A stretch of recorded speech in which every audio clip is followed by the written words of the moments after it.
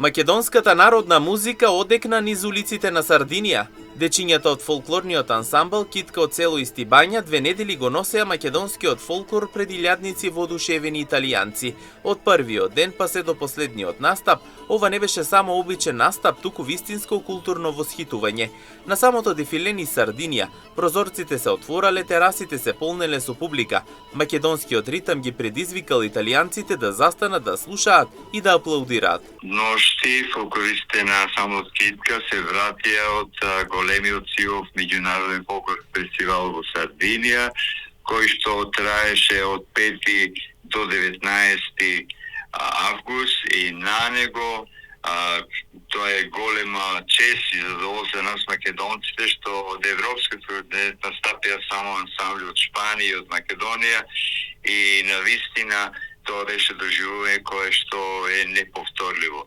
На фестивалот, секоја фестивалска вечер, ние македонците ги затварваме фестивалските настапи низ цела Сардинија и тоа во 10 градови, во сите делови на Сардинија со многу илјадна публика и сите настапи се следеа со големо воодушевување од присутница повеќе илјадна публика. Обичаи, песни и ора кои што со големо внимание се следеа од сите присутни и на голем број селектори од други големи светски фестивали, така што тоа е различното, убавото, кое што го презентиравме и навистина може да се доживее со посебно доживување, така што ќе повторам, сите фестивалски настапи во 10 градови ги затваравме токму ние. Иако фестивалот не е надпреварувачки, сепак ансамблот не се вратил со празни раце.